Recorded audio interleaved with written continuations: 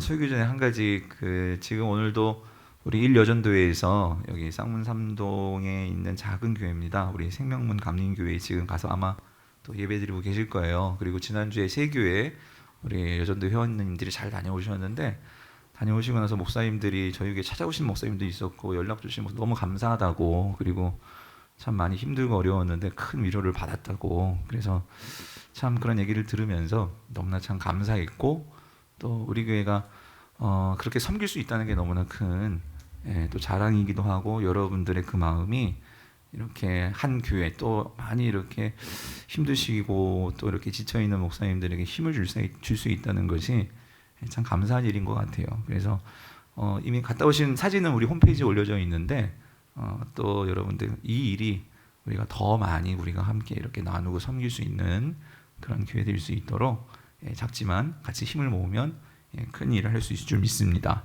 그래서 더 섬기는 교회 될 수 있도록 우리가 함께 마음을 모았으면 좋겠습니다. 오늘은 오직 깨어 정신을 차릴지라 라는 제목으로 우리 하나님 말씀 우리 함께 나누겠습니다. 여러분들 지금 데살로니가 전서 이제 오늘로써 우리 매일 성경 끝났고요. 묵상은 이제 내일부터는 데살로니가 후서 들어가는데 여러분 말씀 묵상 잘하고 계시죠? 순모임은 방학이지만 여러분들 말씀 묵상 힘쓰시기를 바라요.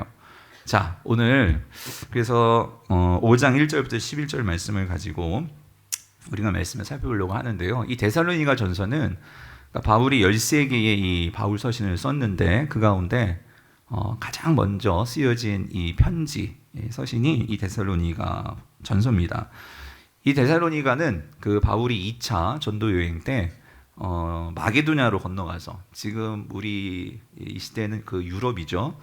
첫 번째로 세운 교회가 빌립보였고 두 번째로 섬긴 교회가 바로 이 데살로니가 교회입니다. 그래서 여러분들이 사도행전 17장을 보면 바울이 어떤 루트로 어떻게 이 데살로니가에 들어갔는지 우리가 알 수 있는데요.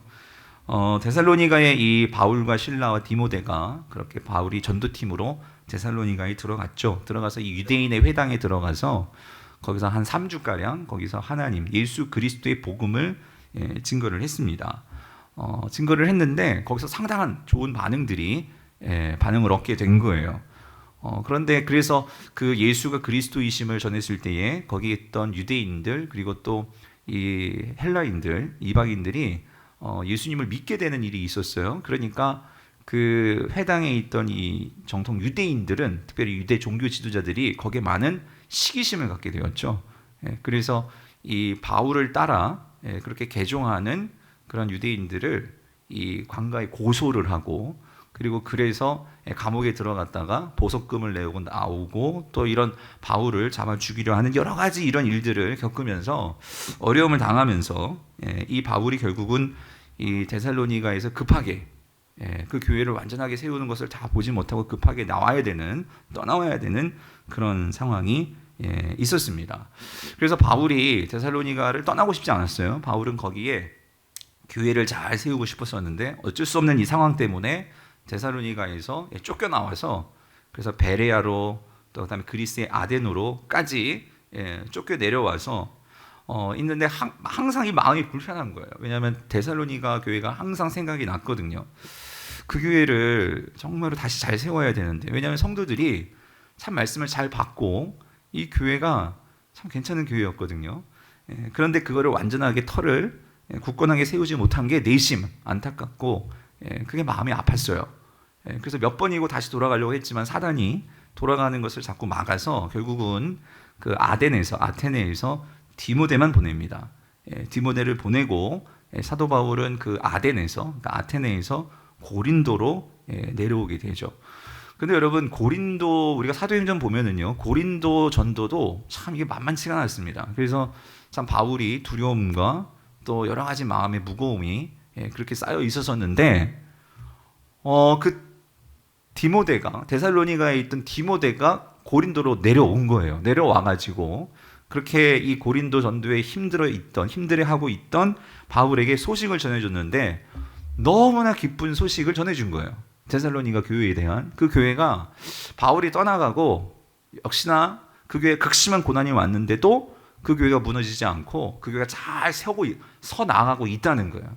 그래서 바울이 그 말을 듣고 너무나 기쁘고 큰 위로를 받아서 바울도 이제 데살로니가 교회를 향해서 감사와 위로와 격려의 편지를 써줍니다. 그 편지가 바로 지금 우리가 읽은 데살로니가 전서라는 거예요. 그래서 바울이 이제 데살로니가 전서를 써주면서 그동안 마음속에 담았던 이야기, 그리고 미처 다 해주지 못했던 이 복음의 이야기를 써서 전해주고, 한 가지 더 중요한 것을 써줍니다. 그거는 그 디모데가 데살로니가에 가서 이 성도들이 바울에게 어떤 질문을 했어요. 궁금한 점이 있어서. 그게 뭐였냐면 이 재림에 대한, 예수 그리스도의 이 재림에 대한 이 질문을 디모데에게 한 거죠. 그래서 바울에게 좀 답을 얻어서 좀 가르쳐 달라고. 그래서 바울이 이 마지막 때 예수님의 이 재림에 대한 이 부분을 적어서 편지로 써줍니다. 자, 근데 여러분, 왜 데살로니가 성도들이 이 그리스도의 재림, 다시 오심, 이 일에 대해서 관심을 갖게 됐냐면 그 교회에 일어난 이 문제 때문이었어요. 무슨 문제냐면 그 교회에서, 데살로니가 교회에서, 그러니까 이들은 지금 거의 초신자들이에요. 그러니까 성경이 지금 우리처럼 신학이 체계적으로 잘 정리되지 않은 때란 말이에요. 그러다 보니까 어떤 궁금증이 있었냐면, 그러니까 바울이 예수 그리스도가 십자가에서 죽으시고 부활하시고 어디로 가셨죠? 하늘로 승천하셨잖아요. 그렇죠? 그리고 나서 그 예수가 다시 돌아온다, 다시 재림하실 거다라는 것을 전했어요. 그래서 이 데살로니가 성도들이 그것을 분명히 알고 믿고 있었었는데, 어떤 일이 있었냐면 주님이 오시기 전에, 아직 안 오셨잖아요. 안 오셨는데 자기 교회에서 죽는 성도들이 나온 거예요. 예수님의 재림보다 먼저 죽는 성도들이 나왔단 말이죠. 특별히 이 데살로니가 교회가 극심한 박해와 어려움들을 겪었잖아요. 그래서 아마도 그런 박해 속에서 죽는 성도도 있었을 것이고, 또 어떤 이런저런 일로 해서 예수를 믿었는데 주님이 오시는 재림을 보지 못하고 죽는 성도들이 있었단 말이죠. 그러니까 이 남아있는 성도들이 어떤 생각을 했냐면, 아니, 주님이 다시 오신다면 그거를 우리가 보고 주님을 영접해야 되는데, 그 주님이 다시 오심을 보지 못하고 먼저 죽었다면 이 사람들은 그렇다면 혹시 심판을 받아서 먼저 죽은 것이 아니냐, 또 혹은 하나님께 버림받은 자들이 아니냐 하는 이런 질문들이 생긴 거예요.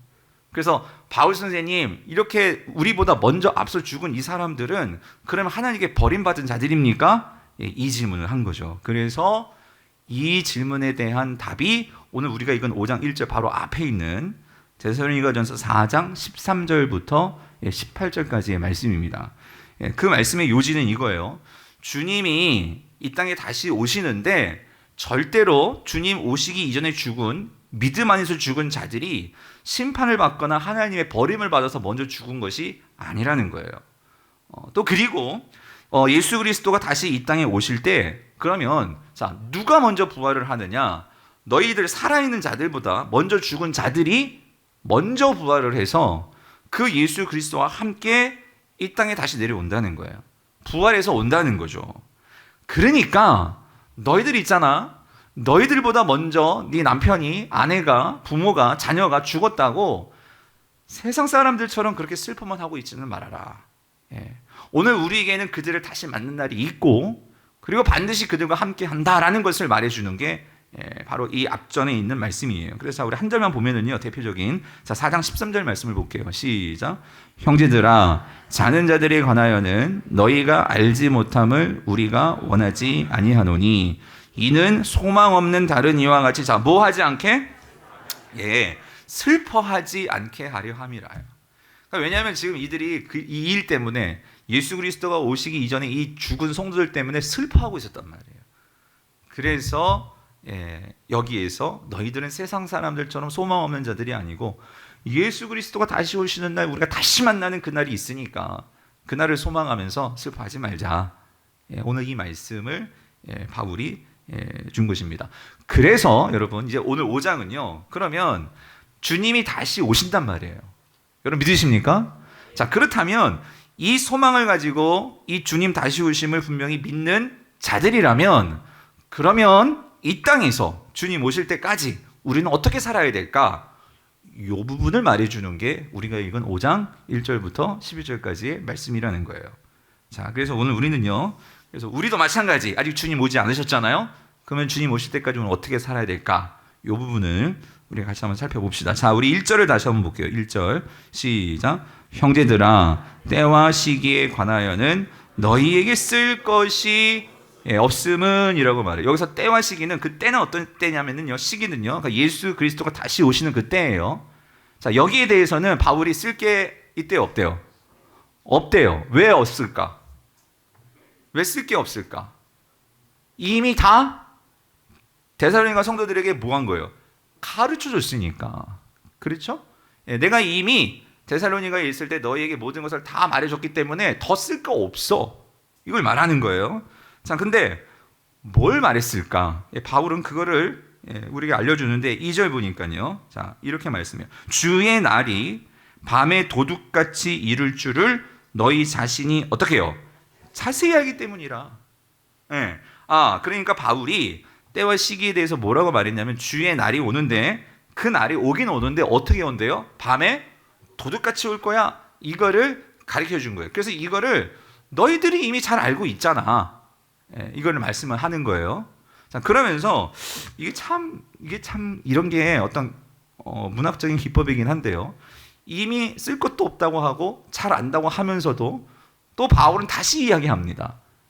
뒤에 있는 모든 내용들이 지금 오늘 이 밤에 도둑같이 주의 날이 오는 것에 대해서 얘기를 하는 거예요. 다시 얘기를 해주는 거예요.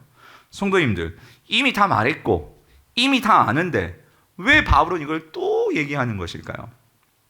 그것은 여러분 이거죠. 오늘 이 데살로니가 성도들이 주의 날을 알고는 있어요. 알고는 있지만 성도님들, 머리로 아는 거 하고요, 그것을 아는 것을 내가 실제 삶에서 확신하면서 사는 것은 어떤 거예요? 다른 문제라는 거예요. 오늘 이 성도들이, 그러니까 바울이 있을 때 분명히 주님께서 다시 오시는 날이 있고 그 날에 그 죽었던 자들이 부활할 것을 바울은 분명히 말했을 거예요. 그런데 지금 내가요, 우리 집에요, 죽는 내 식구들이 나왔어요.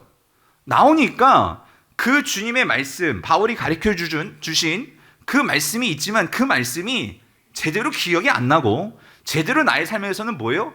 이것이 적용되지 못하고 있는 거예요. 그러니까 우리에게는 그 마지막 날 다시 살 것이고 그리고 주님이 다시 온 날이 있다는 것을 분명히 너에게 알려줬는데, 너에게 정말로 그것을 알려줬는데 이 내 삶에서 나의 문제가, 이 고난의 문제가 들이닥쳤는데 거기에서는 그 말씀이 제대로 작동한다고요? 안 하고 있다는 거예요. 못한다고 있다는 거예요. 못하고 있다는 거예요. 그래서 바울은 이걸 다시 내가 강조하고, 그리고 너희들에게 이거를 다시 확신시켜주기 위해서 내가 다시 한번 얘기한다. 지금 이 논리라는 거죠. 사랑하는 성도님들, 우리는 여기서 한 가지 분명히 기억해야 돼요. 여러분, 신앙은 머리로만 아는 것하고 이 신앙을 내가 확신해서 내가 삶에서 사는 것은, 이건 다른 차원이라는 거예요. 오늘 우리 성도들은요, 우리가 이 말씀을 아는 거하고, 그러나 이 말씀을 아는 것에 그치는 것이 아니라 오늘 이 데살로니가 성도 교회처럼 우리가 그렇게 여기에 머물면 우리도 나의 삶에서 어떤 이러한 죽음과 슬픔을 당할 때 우리도 거기서 무너질 수 있다는 거예요. 그런데 오늘 우리가 이 무너짐이 있기 전에 우리가 이 말씀을 다시 들어서 우리가 그런 상황에 처했을 때 우리는 어떻게 해야 돼요? 소망 없는 자 같이 슬픔에만 처해 있으면 안 되고, 우리는 이 소망을 바라보면서 그 소망으로 이 슬픔을 슬프죠. 슬픔의 상황은 왔어요. 왔지만 그 슬픔의 상황을 말씀으로 해석해내서 어떻게 해야 돼요? 이겨낼 수 있는 그런 성도들이 될 수 있기를 간절히 바랍니다. 그래서 오늘 사도 바울이 이 점을 다시 한번 하나씩 짚으면서 설명을 해요. 자, 설명을 하는데 오늘 중요한 주제 가운데 하나가 이거예요. 주의 날은 뭐같이 온다고요? 도둑같이 이른다. 자, 여러분, 이게 무슨 의미일까요? 자, 먼저 우리가 이걸 이해하려면 여기서 주의 날이라는 이 용어를 좀 이해할 필요가 있어요. 여러분, 이 주의 날이라는 용어는요, 그냥 어디서 뚝 떨어진 단어가 아니고 이거는요, 구약적인 배경을 가지고 있는 용어예요. 자, 여러분이 이제 구약 선지서를 보면 선지서에는요, 많이 나오는 표현 가운데 이게 있어요. 여호와의 날이라는 표현이 있어요. 이 여호와의 날. 여러분, 이 날은 뭐냐면은요, 그러니까 하나님께서 이 땅에 오시는 날이에요. 자, 이 땅에 오시는데, 자, 이 여호와의 날은 어떤 날이냐면 이겁니다. 하나님의 백성들을 위해서는 구원의 날이고요. 그리고 그 하나님을 반하고 하나님에 대해서 믿는 사람들을 박해하고 또 죄를 범했던 죄인들에 대해서는 뭐 하는 날일까요? 예, 심판하시는 날이에요. 그래서 여호와의 날이라고 하면 이 두 가지를 생각하셔야 돼요. 뭐냐면 심판과 구원이라는 거죠. 그래서 여러분 심판을 생각하면 이 여호와의 날 무시무시한 날입니다. 그래서 여러분 많은 말씀이 있는데 제가 대표적인 거 하나만 우리가 볼게요. 자, 이사야 13장 6절에서 10절을 보면은요, 제가 읽어드릴게요. 보세요. 너희는 애곡할지어다. 여호와의 날이 가까웠으니 전능자에게서 자 뭐가 임한대요? 그러니까 멸망이 임할 것이다. 예, 말씀하시죠. 그러므로 모든 손이 힘이 풀리고 각 사람의 마음이 녹을 것이라. 그들이 놀라며 괴로움과 슬픔에 사로잡혀 해산이 임박한 여자같이 고통하며, 그러니까 여러분 여자분들 다 아시죠? 해산의 고통이 얼마나 큰지. 하여튼 그런 고통이 있는 날이 여호와의 날이라는 거죠. 그리고 서로 보고 놀라며 얼굴이 불꽃 같으리로다. 예, 그만큼 힘들다는 거죠. 9절 보라 여호와의 날 곧 잔혹히 분냄과 맹렬히 노하는 날이 이르러 땅을 황폐하게 하며 그 중에서 죄인들을 어떻게 한대요? 예, 멸하리니. 자, 10절 같이 읽어볼게요. 시작. 하늘의 별들과 별무리가 그 빛을 내지 아니하며 해가 돋아도 어두우며 달이 그 빛을 비추지 아니할 것이로다. 그러니까 이게 무슨 말이에요? 그만큼 무시무시한 마지막 때 마지막 날이 무슨 날이라고요? 여호와의 날이라는 거예요. 그래서 여러분 다시 말씀드립니다.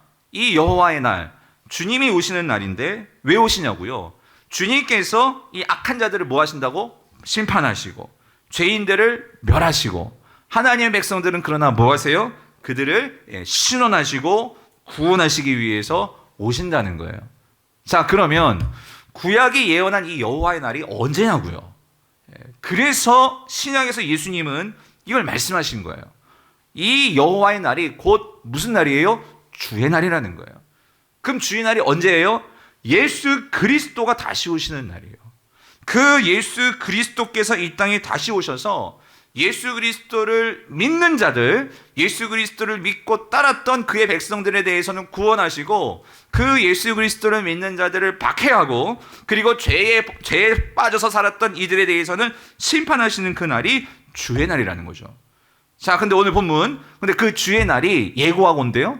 아니요. 어떻게 온다고? 도둑같이 오리라. 도둑같이 오리라. 즉 예고 없이 갑자기 이 주의 날이 들이닥친다는 거예요. 그럼 질문, 여러분 왜 주의 날이 갑자기 예고 없이 오는 것일까요? 그 이유가 뭘까요? 그래서 여기에 대해서 예수님께서 직접적으로 말씀해 주셨어요. 복음서에서 마태복음 24장 42절에서 44절 보니까 주님이 이렇게 말씀하세요. 그러므로 깨어 있으라. 어느 날에 너희 주가 임할는지 너희가 알지 못함이니라. 너희도 아는 바니 만일 집주인이 도둑이 어느 시각에 올 줄을 알았더라면 깨어 있어 그 집을 뚫지 못하게 하였으리라. 이러므로 너희도 자 뭐 하고 있으라? 여기 중요해요. 준비하고 있으라. 생각하지 않은 때에 인자가 어떻게 한대요? 오리라요. 예수님이 말씀하신 거예요. 여러분 왜 예수님께서 갑자기 왜 오신대요? 뭐 하게 하시기 위해서? 준비하게 하시기 위해서. 주님이 예고 없이 오는 것은 뭐 하게 하기 위해서라고요?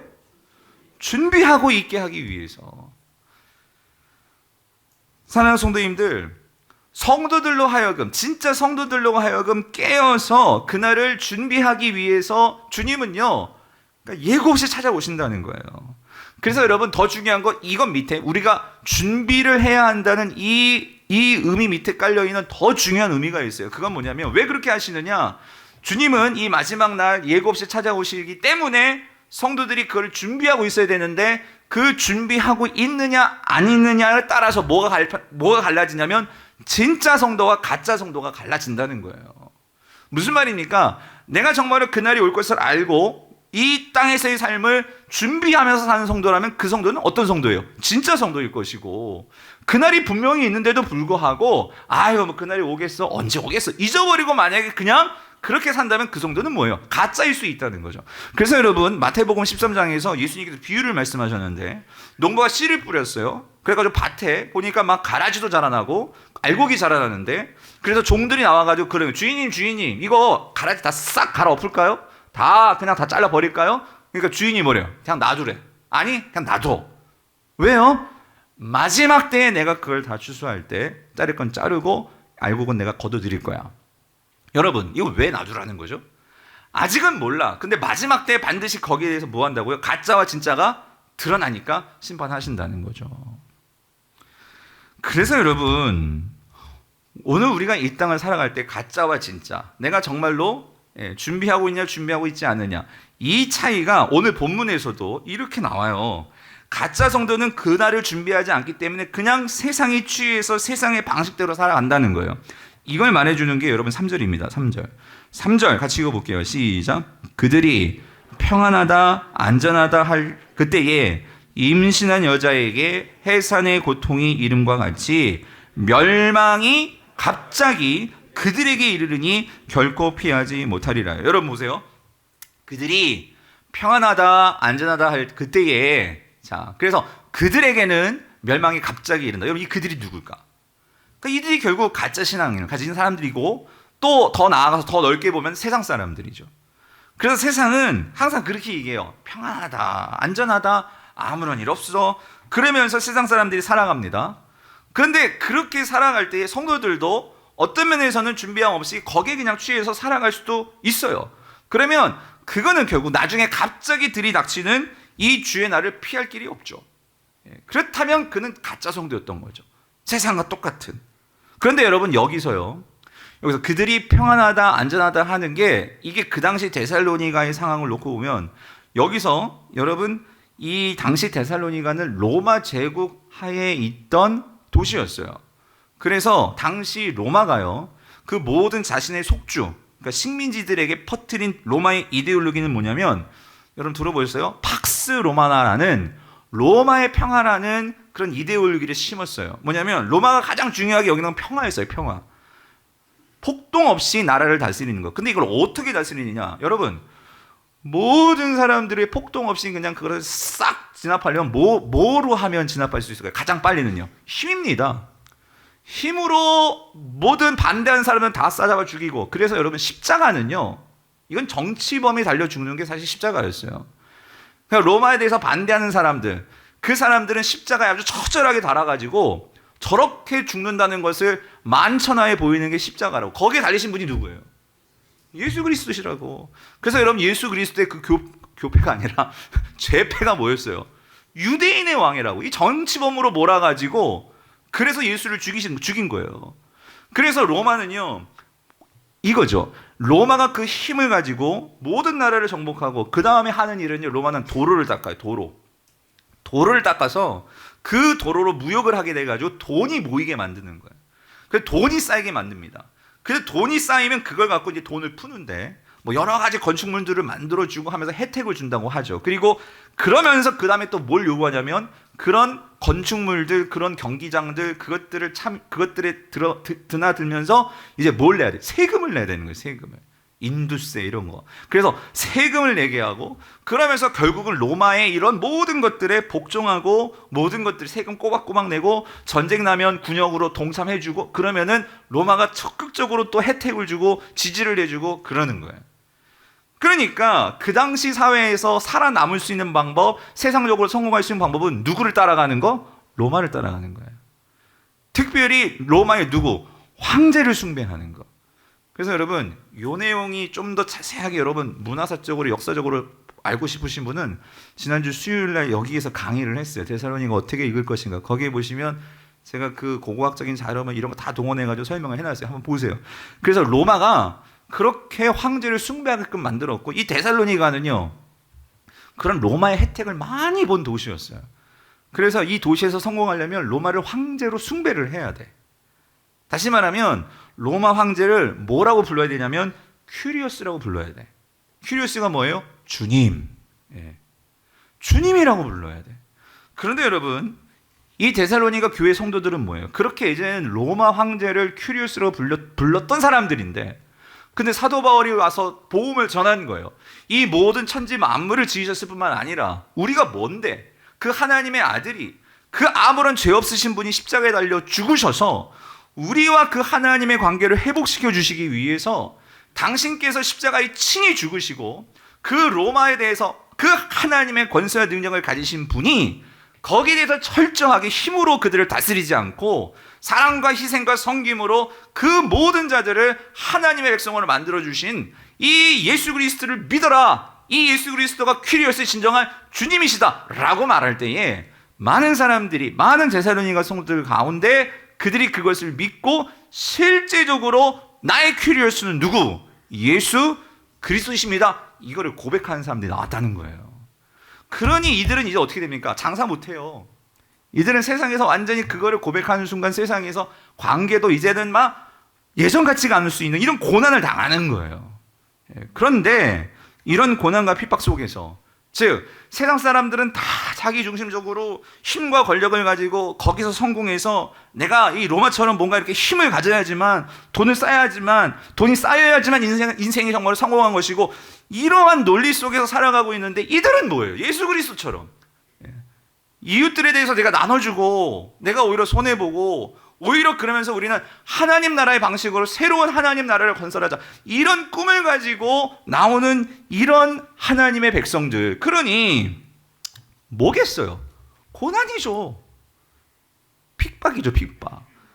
그런데도 이들은, 자 보세요, 데살로니가전서 1장 6절, 이런 삶을 선택했다고요. 또 너희는 많은 환난 가운데서 성령의 기쁨으로 말씀을 받아 우리와 누구를 본받은 자가 되었다고요? 주를 본받는 자가 되었으니에요. 성도님들, 뭐 이것도 세상적인 말이지만 주를 잘 서야죠. 예. 근데 여러분, 우리 영적으로 누구 주를 쓸 거냐고, 누구 주를. 여러분, 다시 한번 질문할게요. 왜 이들은 주님을 선택했을까요? 예수 그리스도를 주님으로, 퀴리오스로, 황제가 아닌 왜 데살로니가 성도들은 이런 환난과 박해 속에서도 예수 그리스도를 주님으로 고백하는 걸까요? 뭐 때문에? 그 마지막 날 오셔서, 여호와의 날이요, 여호와의 날, 주의 날이요, 이 모든 것들을 심판하시고 우리를 시온하실 그 주님은 누구시라고요? 로마 황제예요? 예수 그리스도시란 말이에요. 이거를 믿으니까 이들은 지금 이 현재의 삶에서 로마 황제 앞에 꾹꾹꾹꾹 절하고 그러지 않았단 말이에요. 사랑하는 성도님들, 우리가 이거를 분명하게 해야 돼요.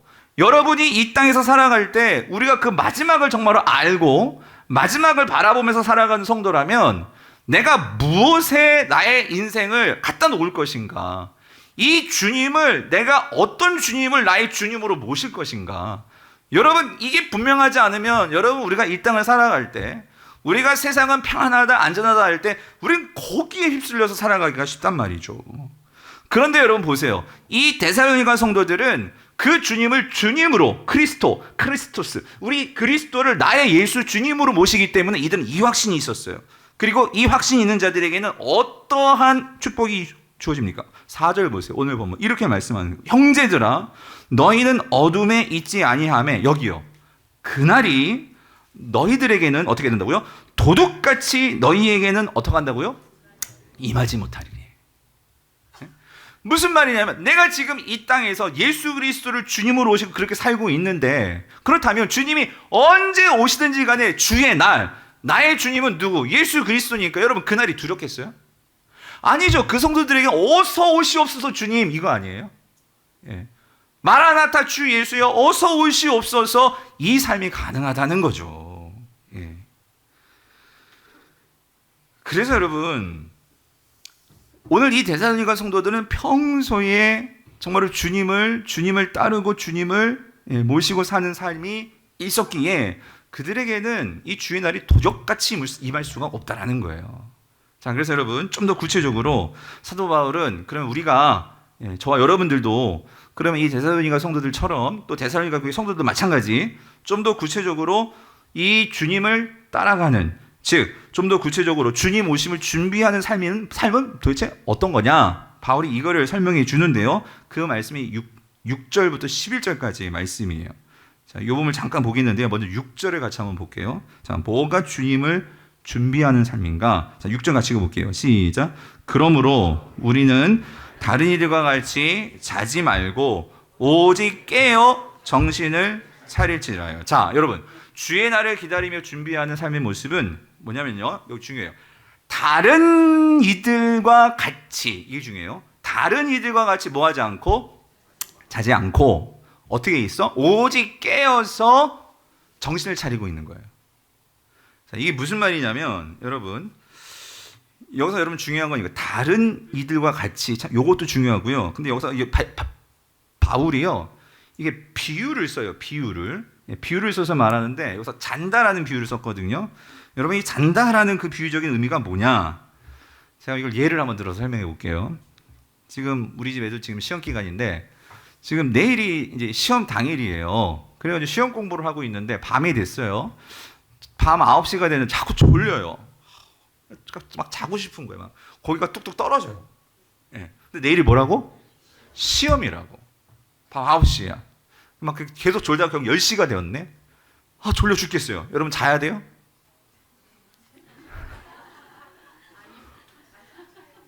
여러분 많이 주무셨군요, 옛날에. 예. 자야 돼요? 그래. 10시라니까 지금. 끝내놓은 과목 한 과목도 없고. 예? 그런데 내가요, 근데 내일 시험이니까 그랬는데 또 마음은 초조해지잖아요. 자버릴까 뭐 이런 그랬단 말이에요. 근데 이제 12시가 됐네. 끝낸 건 없고, 어떻게 그냥 자버릴까. 근데 너무 마음도 초조하니까 친구한테 카톡을 넣었어. 카톡을 했더니만 자기도 지금 너무 졸려 그냥 자겠다는 거예요. 나하고 제일 친한 친구가. 영원아, 그냥 같이 포기하자.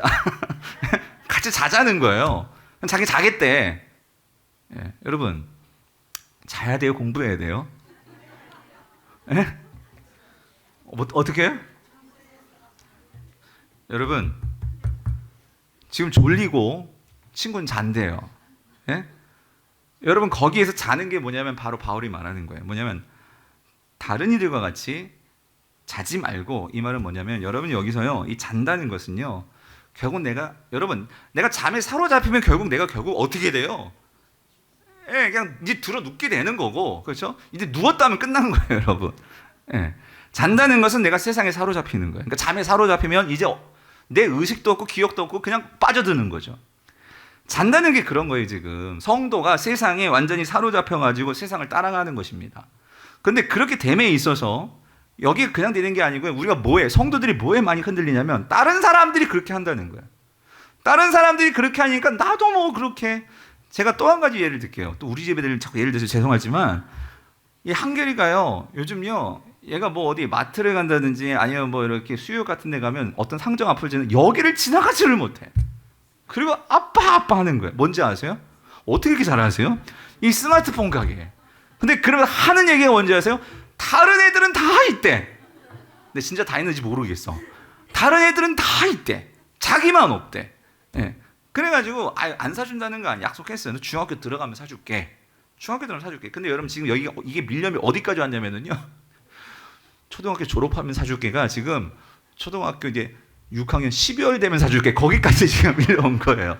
왜냐면 다 있대. 그러니까 여러분, 우리가요, 신앙생활하면서 문제가 뭐냐면은요, 여러분, 걔네들이 다 있는 거하고 얘는 다르잖아요. 예. 그런데 다 있으니까 자기도 있어야 한다는 거지. 예. 오늘 우리 성도들이 이 땅을 살아가면서 지금 데살로니가 이 도시는요, 다 그렇게 살아가요. 황제한테 넙죽넙죽 절하고 그래야지만 살 수 있으니까 다 그렇게 살아가요. 그런데 그렇게 산다고 아마 성도들 중에서도 교회도 나오면서 황제 앞에 절도 하면서 그러면 사는 성도들이 있었을 거예요. 그런데 그렇다고 그걸 따라가면 안 되고, 오늘 우리가 어떻게 된다고요? 정신을 어떻게 해요? 차려야 한다. 근데 여러분, 여기서요, 이 정신을 차린다라는 이 원어적인 의미는요, 술 취하지 않는다 이 말이에요. 술 취하지 않는다. 예. 정신을 차린다, 이게 영어는 sober라고 되어 있어요. 이게 술 취하지 않는 의미거든요. 이게 술 취하지 않는다. 여러분, 이게 무슨 의미냐면, 여러분 이렇습니다. 술도 그렇죠. 내가 술이 취하면 결국 나를 누가 움직여요? 술 기운이 움직이잖아요. 술에 사로잡히면 인사불성 되는 것처럼, 여러분, 우리가요, 우리의 생각을 내가 이거를 붙들고, 이거를 내가 정말로 이거를 성령께서 우리를 인도해 주시는 바대로 우리를 끌고 나가지 않으면 이 세상은 우리를 사로잡으려고, 생각으로 사로잡으려고 그렇게 세상은 안간힘을 쓰며 우리를 유혹을 한다는 거예요. 그래서 여러분, 사도 바울이요, 이 정신을 차린다, 술 취하지 않는다. 여러분, 우리가 정신을 차리려면은요, 어떻게 해야 되냐면, 우리가 이런 세상에 사로잡히는 것이 아니라 다른 뭔가에 사로잡혀야 돼요. 그래야지만 우리가 정신을 차릴 수가 있어요. 그래서 여러분 사도 바울이 뭐라고 얘기냐면, 자, 에베소서 5장 17절 18절이에요. 이렇게 얘기를 해요. 그러므로 어리석은 자가 되지 말고, 이게 뭐예요? 다른 사람들 따라 자는 사람들이에요. 다른 사람들 따라 세상 따라가는 자들이에요. 그렇게 되지 않으려면 너희들이 뭐 해야 돼? 오직 주의 뜻이 무엇인가 뭐 하라고요? 이해해라 이 말이에요. 이해해라 이 말은 생각을 해야 돼. 여러분 생각 없이 사는 게 제일 위험한 거예요. 생각 없이 다른 사람들이 막 마트 가면 막 서로 막 좋은 거, 그러니까 막 사는 거 있잖아요. 그럼 꼭 나도 사야 될 것 같아. 막 그냥 그런 거 있지 않아요? 그러다 보니까 과소비가 나오는 거고, 필요도 없는데 괜히 사는 거야. 막 할인돼 있으니까 뭐 며칠까지 있으면 막 꼭 사야 될 것 같은 막. 여러분 생각을 해야 되는데 우리가 휩쓸리지 않으려면, 그런데 오직 주의 뜻이 무엇인가 어떻게 된다고요? 생각을 해야 된다고. 그러면 주의 뜻이 무엇인지 생각하려면 어떻게 되느냐? 여기 또 그런 비유 쓰죠. 그래서 술 취하지 말라. 이는 방탕한 것이니. 이 말은 여기서는 직접적으로 술일 수도 있지만 중요한 것은 이겁니다. 그러니까 세상에 우리가 사로잡히지 말라 그 소리예요. 그러면 세상에 사로잡히지 않으려면 방법은 뭐냐? 성경은 딱 하나예요. 뭘 받으라? 성령의 충만함을 받으라예요. 받으라. 그러면 성령의 충만함을 받는다는 그 의미가 뭐냐고요? 그것은 성령은 반드시 우리 안에서 생각을 주십니다. 오늘도 여러분 말씀을 들으면 내가 어떤 생각들이 들 거예요. 아, 내가 이러지 말아야 되는 거구나. 아, 내가 이렇게 살아야 되는구나. 그 생각을 어떻게 해요? 여러분 붙드시고 그 성령이 주는 생각을 따라가셔야 돼요. 그리고 그런 생각들이 더 충만하게 있도록 여러분들이 말씀을 묵상하시고 읽으시고, 내가 세상에서 보는 것들 듣는 것들 그것보다도 여러분 내가 세상에서 보는 것 듣는 것이 더 많으면은요 그것에 따라가기가 더 쉬워요. 근데 우리가 더 주님을 생각하고 주님의 것을 더 좋아하게 되고 하면 우리가 거기에 더 따라가기가 쉽단 말이죠. 그래서 성령의 충만함을 받으라 이 소리는 성령의 생각을 따라 너희들이 행동을 해야 한다. 요거를 로마서 12장에서 한 단어는 이게 분별이에요. 분별. 왜 우리가 세상에 대해서 분별하지 못하고 따라가냐면 성령의 생각을 모르기 때문인데, 성령의 생각이 있어야지만 우리가 분별할 수 있다는 거죠. 그래서 오늘 이 모든 것들 다시 정리하면 우리가 정말로 그 성령의 생각을 따라 내가 정말로 나아가는 거, 이게 깨어있는 거예요. 이게 깨어있는 거. 그래서 여러분들 적어도 가장 기초적인 것은 여러분 매일매일 살면서 말씀 묵상이 있어야 된다는 거예요. 말씀 묵상. 말씀을 읽고 생각하는 거. 오늘 내가 어떻게 살아야 될지, 이 말씀을 따라 내가 어떻게 순종해야 될지 지금 이 순간에도 그냥 정신 놓고 앉아서 듣기만 하면 다 날아가요. 여러분. 예? 들으면서 여러분들이 오늘 나에게 주시는 말씀이 뭐냐, 이거를 생각하면서 들어야지만 남는 말씀이 있지, 안 그러면 점심, 오늘 남자들이 밥 한다는 점심 메뉴가 뭘까? 뭐 이런 거 생각하고 있고. 여러분 그러면 안 된단 말이죠. 깨어있는 여러분 되시기를 바랍니다. 이게 준비하는 첫 번째고, 두 번째 모습은요, 주님의 날을 기다리며 준비하는 삶의 모습 두 번째는요, 오늘 보면 8절이에요. 8절 같이 한번 읽어볼게요. 시작. 우리는 낮에 속하였으니 정신을 차리고 믿음과 사랑에 호심경을 붙이고 구원의 소망에 투구를 쓰자예요. 자, 여러분 여기 보세요. 여기도 말하죠. 그러니까 우리가 낮에 속했다는 것은 우리가 빛의 자녀들, 하나님의 자녀, 우린 신분이 바뀐 자들이에요. 밤에 속하지 않았어. 그러니까 어떻게 정신을 차리고 깨어있다는 거죠. 이 말은 우리 안에 성령이 계시기 때문에 성령이 주신 생각들이 있어요. 아멘이십니까? 그러면 내가 성도란 말이에요. 그럼 내가 진짜 성도라면, 성령이 내 안에 있어서 그 성령을 따라가는 성도라면 우리의 삶에서 나타나는 세 가지 징표가 있어요. 징표. 그게 뭐냐면 믿음, 소망, 사랑이라는 거예요.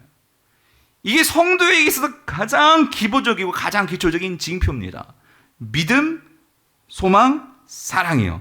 그래서 여러분, 그러면 믿음이 뭐냐? 그래서 여러분 믿음이 뭔지 알죠? 우리가 예수 그리스도를 믿는 거예요. 그런데 내가 믿음이 있다 없다가 어떻게 그것이 증명되냐고요. 그래서 여러분 믿음은요, 반드시 믿음은 이겁니다. 내가 주님을 신뢰함으로 나에게 맡겨지는 그게 상황이든지 일이든지 그 모든 것들을 주님을 의지하면서 내가 그것을 감당해내는 게 그게 뭐예요? 믿음이에요. 아, 주님 나는 못하겠어요. 나는 아무것도 아닌가 하면서 내가 그런 것들을 다 포기하고 주저앉다면 여러분 그 믿음이 없는 거예요. 믿음이 있다면 그 믿음을 가지고 나에게 주어지는 주님의 일들, 내가 그것들을 감당해내는 거, 내 힘은 없어. 그러나 주님은 크셔. 주님은 분명히 나를 시원해 주실 분이야. 그거를 믿는 게 믿음이란 말이죠. 그리고 사랑은요, 그냥 머리로만 사랑해요, 이게 아니고요. 사랑은요, 데살로니가 전서가 말해준 사랑은 뭐예요? 사랑은요, 남을 위해서 희생함이 있어야 돼요. 즉 다시 말하면 섬김이 있어요. 그게 사랑입니다. 예.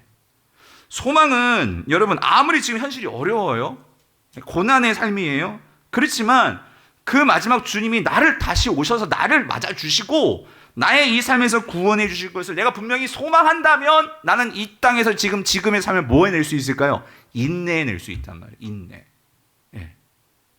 그래서 여러분 데살로니가전서 만약에 펴놓으셨으면 여러분 거기 1장 4절을 한번 보세요. 여러분 데살로니가전서 1장 4절에서 바울이 뭐라고 얘기하고 있냐면요, 이 세 가지를 분명하게 지적을 하는데 이렇게 얘기를 하죠. 뭐라고 얘기를 합니까? 자, 1장 여러분 죄송합니다. 3절이에요. 너희 믿음의 뭐예요? 역사와, 이 역사라는 게 워크예요. 즉 믿음은 행함으로써 드러나는 거예요. 행함이 없으면 믿음이 없는 거예요. 이건 야고보도 말하는 거죠. 그 다음에 사랑의 뭐예요? 수고와, 여러분 수고 없는 사랑은 다 가짜예요. 예, 사랑에는 반드시 수고가 나와요. 그 다음에 우리 주 예수 그리스도에 대한 소망의 뭐예요? 인내라는 거예요. 여러분 소망이 있어야지만 인내할 수 있지, 여러분 소망이 없는데 어떻게 인내를 합니까? 예. 그러므로 우리 삶에 내가 진정한 크리스찬으로서의 준비하는 삶이 뭐냐면 요 세 가지가 나타나면 내가 정말 제대로 준비하고 있는 삶을 살고 있는 거예요. 그래서 여러분 오늘 요거 꼭 머리에 암기하고 가세요. 뭐냐면 절 따라 믿음의 역사, 다시 한번 믿음의 역사, 사랑의 수고, 소망의 인내, 요 세 가지. 근데 요거 우리 믿음, 소망, 사랑 아는데 요 다음에 붙는 걸 여러분이 꼭 기억한다고. 믿음의 뭐예요? 사랑은 뭐예요? 소망의 뭐예요? 인내. 요 세 가지요. 근데 이게 왜 우리가 꼭 기억해야 되냐면 사도 바울이요, 오늘 보면 다시 한번 떼어주세요. 8절에 보니까 이거를요 이렇게 비유했어요. 믿음과 사랑에 뭘 붙이고? 호심경을 붙이고 그랬어요. 여러분 호심경이 뭐예요? 이거는 갑옷에 이 가슴을 막는 거예요. 쉽게 말하면 여러분 이 방탄조끼 같이 군인들이, 경찰들이 입는 거 있잖아요. 이 가슴 심장이 제일 중요하잖아요. 여기 중요하잖아요. 이걸 보호하는 게 호심경이란 말이에요. 그리고 구원의 소망에 뭐라고요? 투구. 여러분 지금 사도 바울은요 이 믿음, 소망, 사랑을 뭐에 비유하냐면 전투 장비로 지금 비유를 하는 거예요. 왜 그러냐면 우리가 이 땅을 살아가면서 영적 전투를 합니다. 사단이 우리를 끊임없이 유혹하고 공격을 해요. 근데 이거를 막아낼 수 있고 이겨낼 수 있는 그 우리가 가진 무기는 뭐냐면요, 뭐라는 거예요? 믿음, 소망, 사랑이라는 거예요. 이것이 있을 때 여러분들이 세상의 공격에서 우리가 넘어지지 않는다는 거죠. 오늘 이 세 가지를 잘 구비하시는 여러분 되시기를 간절히 바랍니다. 마지막으로 자, 주의 날을 준비하는 성도의 삶의 모습, 여러분 잘 기억하세요. 지금 첫 번째, 두 번째 깨어있고 믿음, 소망, 사랑을 우리가 구비하는 것은 개인적인 차원이에요. 근데 바울은요, 여러분 성경은요, 이거 정말 중요한데 하나님은 개인적인 차원에서의 구원만 말씀하지 아니하시고 궁극적으로는 하나님은 공동체적인 구원을 원하십니다. 예, 그래서 여러분 오늘 11절 마지막에 이렇게 얘기를 해요. 뭐라고 얘기하냐면 준비하는 삶이 뭐냐? 자, 이거예요. 그러므로 피차 어떻게 해요? 권면하고 서로 덕을 세우기를 너희가 하는 것 같이 하라 말을 하고 있어요. 이게 무슨 말이냐면 피차 권면하래요. 그러니까 뭐냐면 성도들이 뭘 권면하는 거예요? 하나님의 말씀을 가지고 서로가 말씀을 가지고 위로해주고 격려해주고 말씀을 함께 배우라는 거예요. 이게 피차 권면하고, 그리고 여기서 끝나면 안 돼. 여러분 여기서 우리가 끝나기가 쉬워요.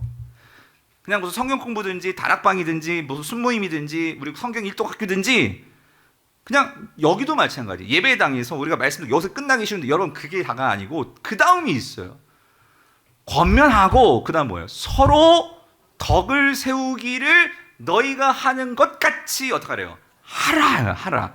이건 무슨 말이냐면 우리가 함께 말씀을 나눴잖아요. 배웠잖아요. 그리고 같이 알았잖아요. 이거를 실제 생활에서 실천하고 이것을 가지고 우리가 살아야 되는데 더 중요한 게 있어요.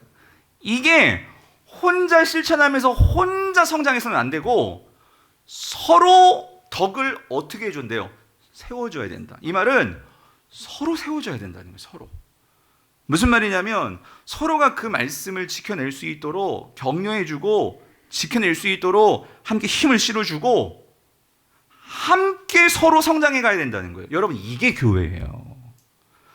여러분, 궁극적으로 오늘 이 말씀은요, 뭘 세우기를 원하시냐? 바울이 그토록 원하는 게 뭐겠어요? 데살로니가 교회를 굳건하게 세우는 건데, 오늘 예수 그리스도께서 원하시는 것도 뭐예요? 교회를 세우는 거예요. 여러분, 교회가 뭐예요? 나 혼자 교회가 아니라 교회는 예수 그리스도를 믿는 성도들이 모여 있는 게 교회예요. 그렇다면 교회는 공동체입니다. 그럼 결국 여기서 피차 서로 세운다, 이 말은 뭐냐면은 우리가 함께 공동체로서의 교회를 세우는 거예요. 교회를. 이것을 하는 게 마지막 때를 준비하는 우리의 사명이고 우리가 해야 될 일인데, 자, 여러분, 이거예요. 교회는 성도들의 공동체인데 그냥 공동체가 아니라 성령이 여러분 각자 안에 있는 성령 공동체예요. 여러분, 아멘이십니까? 그렇다면 그 성령 공동체는요, 이 공동체를 세우는 일은 여러분 사도들이나 목사들이나 그런 자들이 혼자 하는 게 아니에요. 여러분, 저에게만 성령이 있나요? 그럼 제가 여러분들을 세워야 될 거예요. 하지만 여러분 안에 뭐가 있어요? 성령이 있단 말이에요. 그럼 교회는 누가 세우는 거예요? 담임 목사만 세우는 거예요? 아니에요. 성도들이 함께 세워져 가는 거예요. 세워야 된다는 거예요. 함께 권면하고 함께 소망을 가지고 견지하면서 교회는 세워지는 거예요. 그래서 여러분이 진정으로 여러분이 속한 강부 우리 교회가 부흥되고 성장하기를 원한다면 담임 목사 혼자 잘한다고 그게 아니고요. 에베소서가 우리에게 분명히 말해주는 바가 있어요. 여러분, 에베소서 2장 20절에서 22절 같이 보면 이렇게 말씀하시죠. 20절. 너희는, 이게 교회인데, 사도들과 선지자들의 더 위에, 여기 나오죠, 세우심을 뭐예요? 입은 자라 그랬어요. 여러분, 여기서 사도들과 선지자들의 더 위에 그랬을 때 제가 하는 것은 한 가지. 여러분, 사도들과 선지자들의 공통점은 뭐냐면요, 말씀을 가르쳐주는 자들이에요. 하나님의 말씀을 전해주는 자들이라고요. 그러면 교회는 어떻게 되냐면 사도들과 선지자들이 가르쳐주는 그 말씀 위에서 여러분들이 서나가야 된다는 거예요. 제가 하는 일은 지금 그거 하는 거예요. 말씀을 여러분에게 전하죠. 그러면 그 말씀 위에서 세워지는 것은 누가 해야 된다고? 너희는 세우심을 입은 자라. 우리가 함께 세워져야 되는데, 여러분, 또 중요한 거 있어요. 말씀의 그 중요한 핵심은 누구라는 거예요? 뒤에 나오죠. 그리스도 예수께서 친히 모퉁이 돌이 되셨느니라. 여러분, 말씀을 가지고 박유한 목사를 여러분에게 어필하고 나 이만큼 알아요, 나 이렇게 잘났어요, 이거 아니고요. 말씀을 통해서 온전히 여기서 드러나야 되는 것은 뭐예요? 예수 그리스도시라는 거예요. 그래서 우리가 예수 그리스도를 배워야 되고 예수 그리스도를 붙들어야 된다는 거죠. 그래서 21절, 그의 안에서, 이게 예수 그리스도 안에서, 우리는 다 예수 그리스도 안에서 만난 자들이잖아요. 그의 안에서, 자, 이제 비유가 들어가요. 비유, 건물 짓는 비유. 건물마다 서로 어떻게 해요? 연결하여 주 안에서 뭐가 된대요? 성전이 되어가고 해요. 자, 여러분, 여기 건물마다, 이 건물은 누구예요? 건물 누구예요? 여러분 각자예요. 여러분 각자. 그런데 이 건물이 성전이 되려면, 여러분, 예루살렘 성전에 그 건물 하나만 있는 게 아니에요. 여러 개의 부속 건물들인데 그걸 전체를 다 성전이라고 하거든요. 그 건물들이, 여기 중요한, 서로 뭐 한다고요? 연결하여서 주 안에서 온전한 뭐가 된다고요? 성전이 된다는 거예요. 그럼 이 말은 이거예요. 여러분, 이렇게 얘기할 수 있어요. 만약에 우리 안에서 성도들 안에 어딘가가 끊어진 게 있다면, 연결이 되지 않는다면 뭐가 안 되는 거예요? 성전이 안 되는 거예요, 여러분.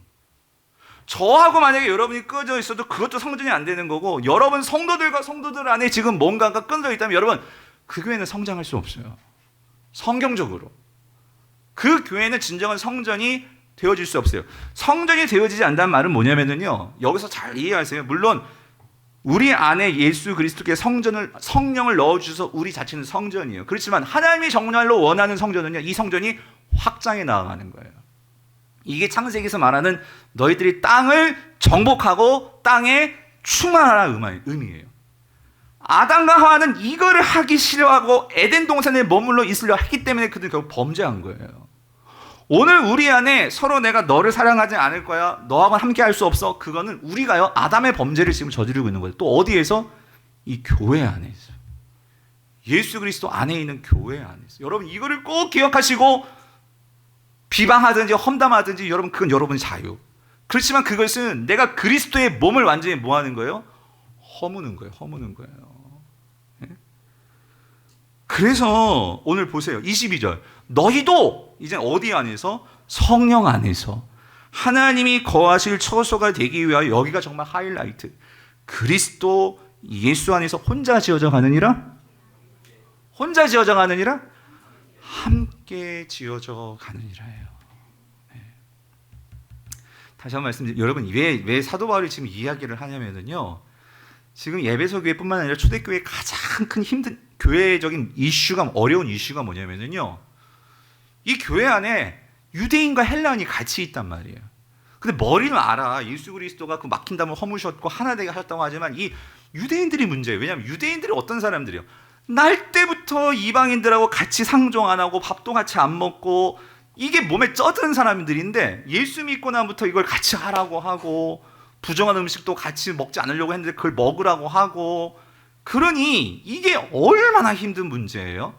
그런데 여러분, 왜 예수 그리스도가 이 땅에 오셨다고요? 그 모든 막힌 것들을 허물고 화평케 하기 위해서 오셨는데, 이 유대인들이 또 이방인들에게 너희들이 그 할례를 받아야 된다, 또 너희들이 그 음식을 먹지 말아야 된다 이러고 있으니, 이건 다시 그 예수 그리스도를 십자가에 또 못 박아야 하는 일이 된다는 거죠.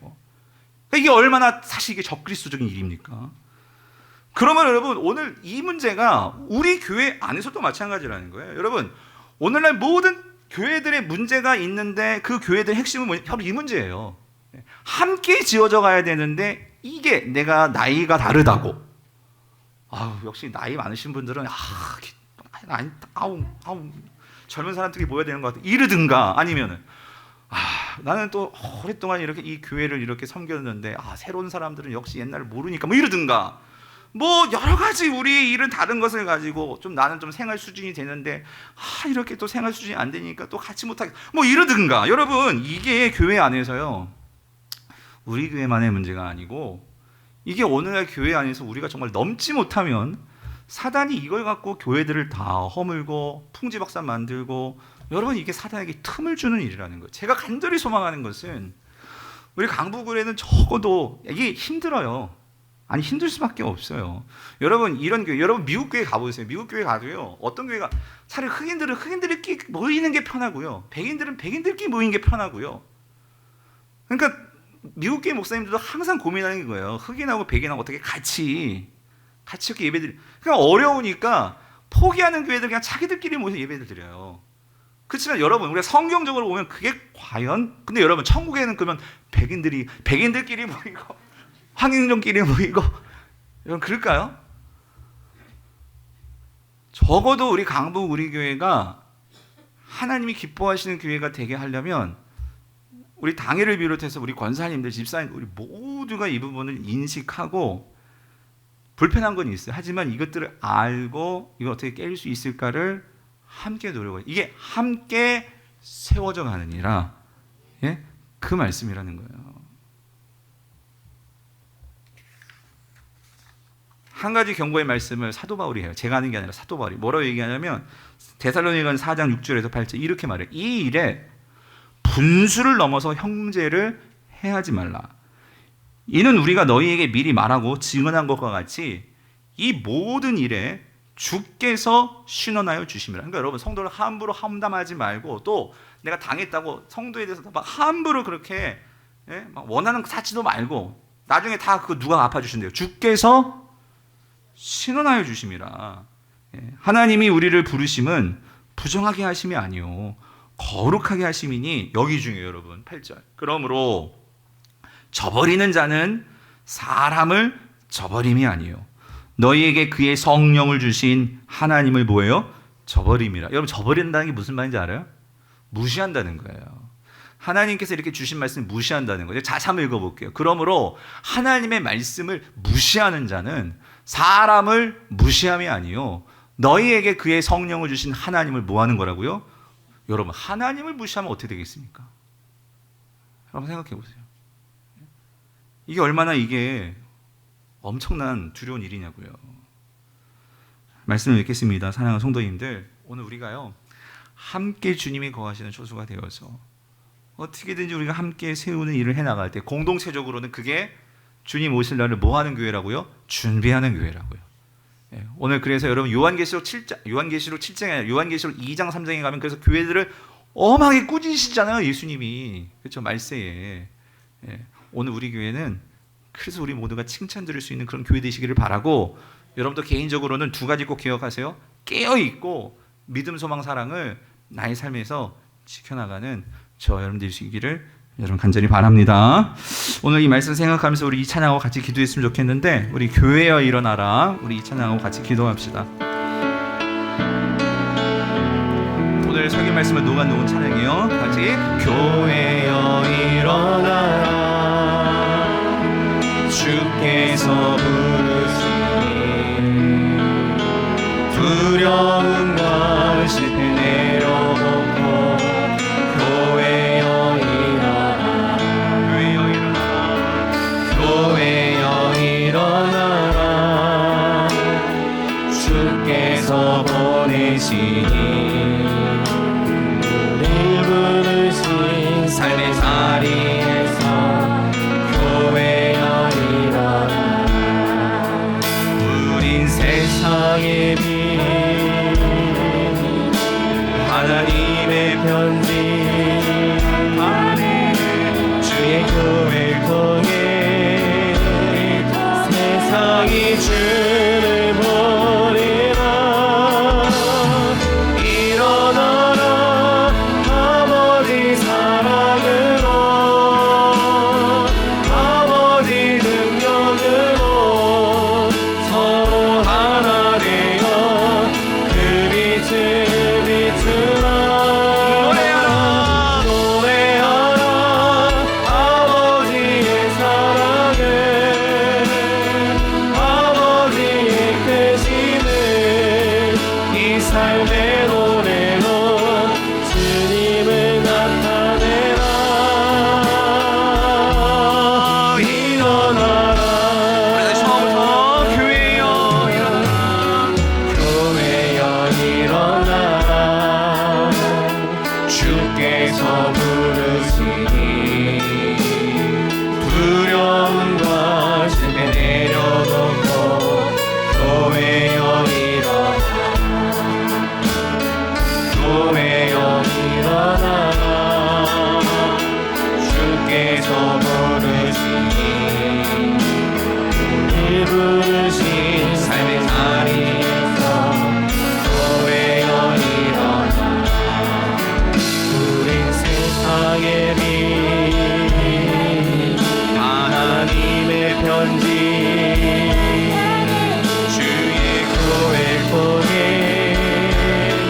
세상이 주를 보리라. 일어나라 아버지 사랑으로,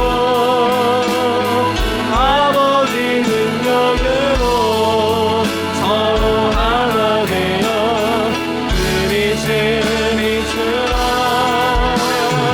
노래하라 아버지의 사랑을, 아버지의 크심을 이 삶의 노래로 주님을 나타내라. 일어나라. 손에 다 눈을 감아보시고, 여러분 세상 사람들은 몰라요. 세상 사람들은 소망이 없어요. 그래서 주님은 우리를 세상의 빛으로 부르셨고 또 그리스도의 편지로 부르셨고, 오늘 여러분들이 일어나셔야지만 세상이 주님을 압니다. 그리고 오늘 우리 교회가 함께 세워져 갈 때 세상이 주님을 봅니다. 아버지 하나님, 아무리 힘들고 어려우시라도 먼저는 우리 자신이 성령으로 충만할 수 있게 하여 주시옵소서. 세상의 생각에 내가 휩쓸려서 그렇게 세상에서 뒹굴고 자는 그런 존재들이 아니고 깨어서 성령의 생각을 따라 쫓아갈 수 있는 하나님의 사람들 되게 하여 주시옵고, 그 성령을 따라 깨어서 나에게 주신 믿음으로, 행함과 사랑으로, 섬김과 소망으로 인내하며 하나님 이 세상을 이길 수 있는 하나님 내가 될 수 있도록, 이 호심경과 구원의 투구를 쓰고 세상을 맞설 수 있도록 성령이여 나에게 능력을 주시옵소서. 그리고 오늘 우리 교회를 통해서 우리가 함께 세워져 나아갈 때 하나님, 우리의 이 교회가 진정으로 우리 사랑하는 모든 성도들의 각 가정과 오늘 우리 사랑하는 모든 생업과 이 모든 것들이 세상에서 보호받고 하나님의 은혜 가운데 우리가 함께 성장해 나아가는 그래서 우리가 교회를 세상 가운데 확장해 나아가는 우리 강부르게 될 수 있도록 주여 은혜를 부어 주시옵소서. 우리가 통성으로 함께 말씀을 생각하시면서 기도하시겠습니다. 아버지 하나님, 아버지 하나님,